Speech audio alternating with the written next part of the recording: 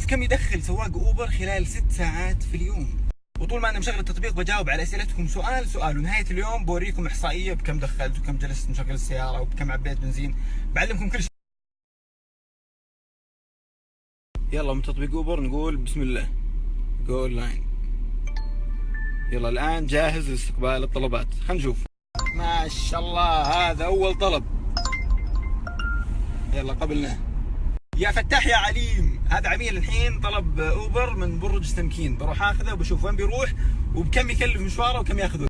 جايك اذهب. هذا توصلت الزبون وما شاء الله حيل وزينه، نزل في موبايلي. هذه الساعة كم؟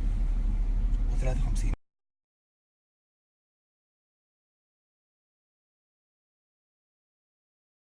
ايه عادي تقدر تشتغل موتورك العادي، كامري سوناتا، اهم شيء يصير من فئة الانترا واعلى، تقريبا موديله ما يقل عن 2012. الشركات هذه مثل اوبر كريم عندهم فئات للسيارات، في العادية وفي ولا والله اكمل بعد المشوار.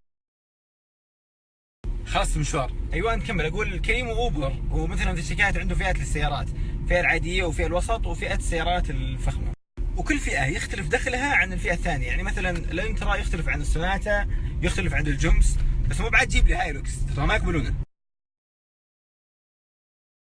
التقديم عليهم سهل مرة، يطلبون 5 أشياء: الرخصة والهوية واستمارة السيارة وتأمين ضد الغير وشهادة دخول وسوابق من الأدلة الجنائية. تأمين ما يطلبون تأمين شامل، يبون تأمين ضد الغير، بس تضيف شغلة اسمها تأمين ركاب. مثلا سيارتك تشيل 4 ركاب، تروح لشركة تأمين تقول أضيفوا لي، تقول أنا عندي تأمين ضد الغير بس ابي أضيف تأمين ركاب. كل راكب يحسبون عليه تقريبا 50 ريال، يعني بتدفع زيادة على التأمين 250 200. لو سيارتك عليها تأمين شامل ما تحتاج تضيف له أي شيء، خلاص ريح مخك. الشهادة هذه سهلة مرة، تقدر تاخذها بعد ما يوافقون عليك اوبر إذا قدمتهم ال4 طلبات عن طريق الأونلاين، اللي هي الرخصة والاستمارة والهوية والتأمين.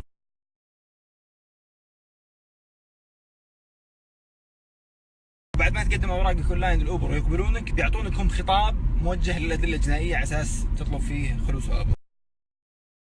العمر لازم يصير عمرك فوق 21 سنه عشان تغطيك بوليصه التامين.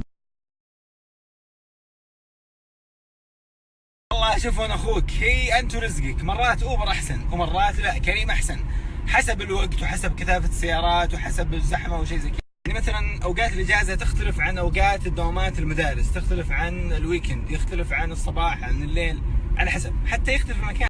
يعني مثلا انت بتشغل التطبيق في حي جديد ما في الا كم بيت، يختلف عن لما تشغل التطبيق مثلا في حي الملك فهد، يعني في كثافه سكانيه عاليه، في امكانيه طلب اعلى. زي مثلا الحين صار لي نص ساعه انتظر مشاوير ما جاني ولا طلب، لكن اول ما شغلته جاني 3 مشاوير ورا بعض من دون اي انتظار.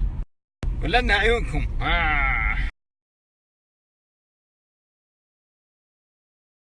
لا اوبر ولا كريم عندهم وقت محدد، متى ما بغيت تشتغل اشتغل، صبح ليل فجر مغرب عصر، قمت من النوم شغل ويجيك طلب. اكيد ياخذون من ربحك، ياخذون 25% من دخلك. مثلا دخلت في الشهر 10000، ياخذون 2500 ويبقى لك 7500، وحسابهم كل اسبوع ينزلوا لك اياها.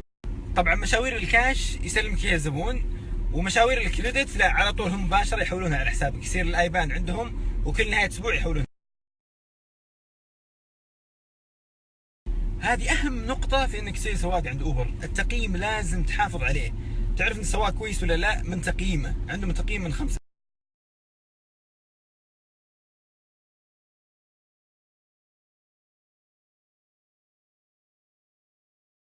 في اشياء اساسية لازم تحافظ عليها وانت في اوبر، يعني مثلا تقييمك لا ينزل عن 4.3، اذا نزل اعطوك انذار ثاني ثالث ثم شادو. طبعا مع كل انذار يوقفون حسابك، ولازم تروح تراجع الاداره ويعلمونك سبب ان تقييمك نزل، ثم تكتب تعهد شيء زي كذا، ثم يشغلون لك مره ثانيه. يعني مثلا كانت سواقتك جلفه شوي يعطيك تقييم ناقص، مثلا ما لقى شحن في السياره كانت وسخه، ريحتها شينه، المكيف حار. وبعض الزباين صدق مريض، يعني مره من المرات ركبت معي واحده قالت ليش مرتبتينك مفصوله؟ ليش مو متصله مع بعض عشان تعطي مساحه اكثر؟ انا قمطت العافيه ما ادري ايش اقول، قلت والله هم مصنعينها كذا، وسكتني بتقييم ناقص. الله يسك راس العدو. اخيرا خلصنا ذا المشوار. رنة اوبر ذي تجيب السعاده، اذا قال طرن كذا كانك تشوف ذهب.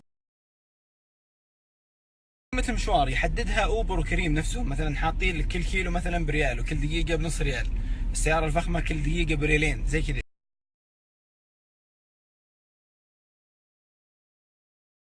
والله الحمد لله ترى صار في وعي عند الناس، يعني اول كانوا يكشون من السعودي، الحين لا، بالعكس صاروا ينبسطون على السعودي ويعطونا تقييم احسن. يعني حتى جربت مرات اصير سعودي ومرات اصير اجنبي، اذا صرت اجنبي يجيني تقييم سيء، اذا صرت سعودي عمره ما جاني ولا تقييم سيء الا ذيك النفسيه. مره من المرات واول ما نزلت التطبيق وكنت باسم بشغله كل شوي، قمت تالي الليل الساعه 2:30 وجاني طلب. قبلت الطلب وحطني اللوكيشن في قاعه زوجات. طلعت اشوف الطلب، يوم وصلت اثاريهم 3 حريم، طبعا المرتبه ورا عندي ما تشيل الا 2. لا حول ولا قوه الا بالله، وش اسوي بالثالثه؟ كانوا بنتين وامهم. قالوا البنتين لامهم يما تركبين قدام جنب السواق، ما ابو ورا الا كرسيين. كانوا قسمان. قالت لهم فلانه وش جنس ذا السواق؟ وانا حاط وضعيه اللي مو بسعودي. كنت متنكر لابس نظارات وحاط كرافته ومغير ولابس طربوش ومغير شكلي تماما. ركبت فلانه ورا وسالتني، قالت صديق وير كم فروم؟ لحظتها ما ادري اضحك على الموقف ولا اضحك على السؤال. قلت لها اي كم فروم انديا. قالت يما هندي اركب قدام، وتركب ذا العجيز جنبي في ذا. اول ما ركبوا وسكوا البيبان العجيز طالعني طالع. قالت فلانه انت متاكد انه ما يتكلم عربي؟ كأنه عربي. قالت لا خلاص يما احتي خذي راحت. هي قالته ولا ما قالته؟ خذ لك تقطيع. اول كلمه قالتها يا وش ذا العرس المخيس؟ مين حتى العروس من زينه؟ قاموا العروس شرشعوها ما بقى فيها شيء، وانا قاعد كذا وقلت والله ما سكتوا ولين وصلنا. يوم وصلنا قالت العجوز استغفر الله بس اخذوا حسناتنا. اخذوا حسناتس بيحطون في جهنم على ذا الحج.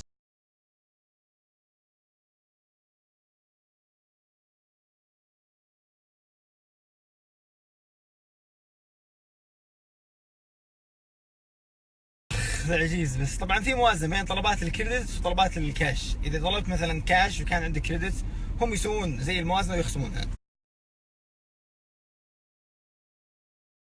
لا ابدا ما لها اي علاقه بالتامينات، سواء كنت موظف حكومي او اهلي تقدر تشترك معهم.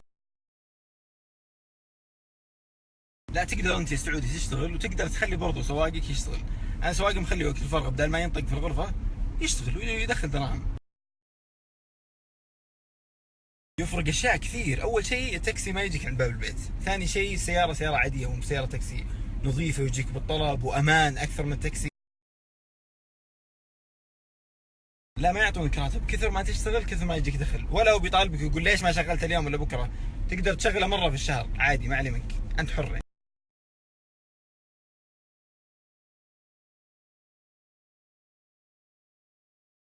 على حسب ما فهمت النظام الجديد صار يمنع غير السعودي انه يشتغل مع اوبر بشكل فردي، لازم يكون على كفاله شركه عندها ترخيص نقل خاص. هلا بالطلب. خلصنا اخر مشوار. حقك يجيك مباشر يسحب من الكريدت كارد حق العميل ويدخل في حسابك، اما اذا كان حسابك كاش وافترضنا ما حاسبك الشركه تعوضك مباشره. صبحهم بالخير. الان طالع للدوام، ادري تاخرت عليكم في الاحصائيات بس حاولت اني انتظر اكثر قدر ممكن على اساس نستوعب كل الاسئله اللي تجي. والله جاء اسئله وتفاعل ما توقعتها نهائيا. ان شاء الله اوبر وكريم ما يغطيها في السعوديه الا سعوديين. ابعطيكم الاحصائيات بعد شوي. ولا اقول هذا الكلام على اساس عنصريه لغير السعوديين، لا بالعكس، ودي ان السعودي ابن البلد هو اللي يدعم اقتصاد بلده، والثانيين الله يحييهم. يلا الاحصائيه جاهزه، بس بكمل اخر الاسئله ثم بعطيكم احصائيات. ما تقدر تعرف المكان اللي بيطلع للعميل الا اذا قبلت الطلب. اذا قبلت الطلب يطلع لك اسمه ورقم جواله، واحيانا يطلع لك المكان اللي بيطلع له اذا هو حدده من اللوكيشن. اذا جاك طلب ووافقت عليه ثم كنسلته، او جاك طلب وما قبلته من الاساس، اوبر يعطونك مهله مره مرتين ثلاثه ثم يوقفون حسابك يستدعونك يقولون ليه. طبعا بالنسبه للطلبات اوبر ما يعطيك المشاوير اللي قريبه منك، تقريبا مسافه 5 كيلو و 10 كيلو، بس عاد المكان اللي بيطلع للعميل هذه على حسب العميل. وبيني وبينك اذا بديت شغل تتمنى ان المشوار يصير في اقصى الدنيا عشان تزيد الدراهم. شد حيلك.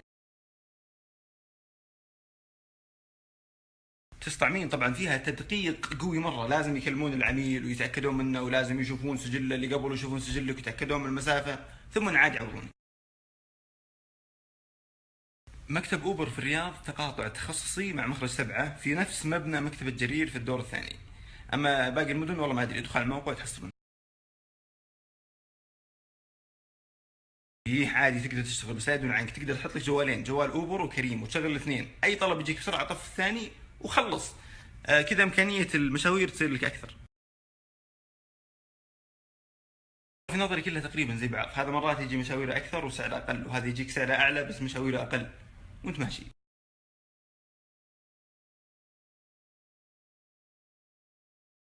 طبعا حطوا في بالكم ان التجربه صارت في وقت اجازه وما هو بويكند، وفي وقت خارج اوقات دوامات، صارت من الساعه 7 للساعه تقريبا 1.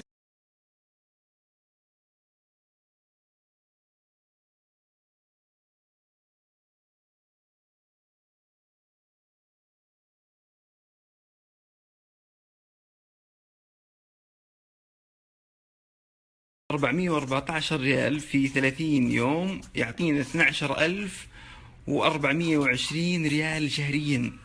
12,000 ريال شهريا وانت تشتغل فترة المساء بس. خلينا نشوف لو اشتغلنا صباح ومساء وفي اوقات ذروة كم بيطلع تقريبا. 12,420 في فترتين يعطينا 24,840 ريال. ياخذون 25% اللي تقريبا 6,210، يعني يصفالك 18,630 ريال شهري. 18,000 ريال سعودي، هذا راتب موظف مع شهادة ماجستير. لا صدق اللي يقول لا تحقرون شغله، والله ما شاء الله فيها خير، اللي بيركز فيها بعين خير وبتدعوا لي. ليش تجيب سواق يا اخي؟ انت تشتغل عليها. اذا مثلا سيارتك ما تأهل انها تدخل مع اوبر، بيعها واشتري سياره ثانيه اقساط، ومن دخل اوبر سدد اقساطها. انت كذا تصير مو بس سددت قسط السياره، تاخذ سياره جديده وسددت قسطها وتاخذ شويه ربح بعد زياده. ونصيحتي برضو اللي بيشتري سياره على اساس يشغلها مع اوبر ياخذ فئه بلاك وطالع، يعني فئه الاكس دخلها شوي ضعيف.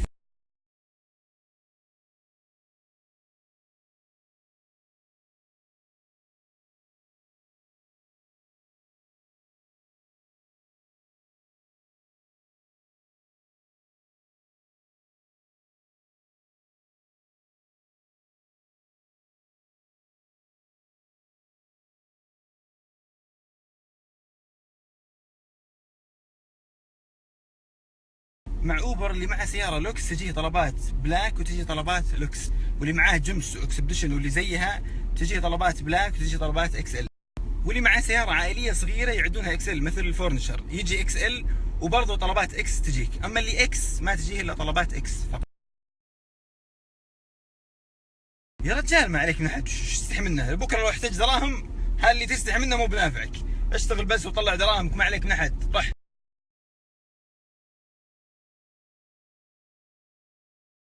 تقول ان 2012 هي اقل سياره ممكن يقبلونها، صار لا رفعوا الليمت شوي صار 13، اي سياره 2013 وطالع يقبلونها.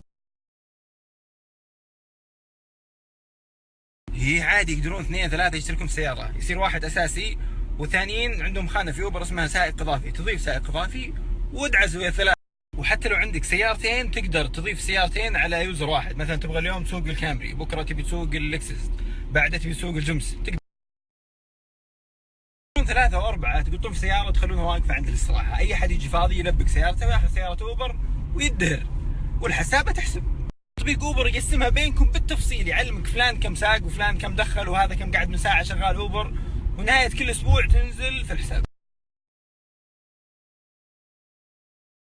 اذا كان ابوك او اخوك عادي يوافقون، بس اهم شيء تكون انت مفوض بقياده السياره ويكون التامين يغطيك على اساس يحرصون على سلامه الركاب. نسبتهم ضعيفه مره، تقريبا 80 85%، يعني مثلا امس سويت 8 أو 9 مشاوير، واحد بس اللي رد. لا طبعا موجود في السعوديه وفي كل دول العالم، طبعا في بعض الدول عندهم خصائص ثانيه مو موجوده عند السعوديه. حتى لو كان السواق ما يعرف اي شيء في الرياض يقدر يعتمد على جوجل ماب اعتماد كلي، يعني مثلا عندي واحد من السواقين جاء الرياض طج ما يدري الله حاطه فيه، والان شغال في اوبر ومضبوط. طبعا ما تقدر تستاجر سياره، لكن اذا كانت سيارتك ايجار منتهي بتمليك او اقساط يقبلونها.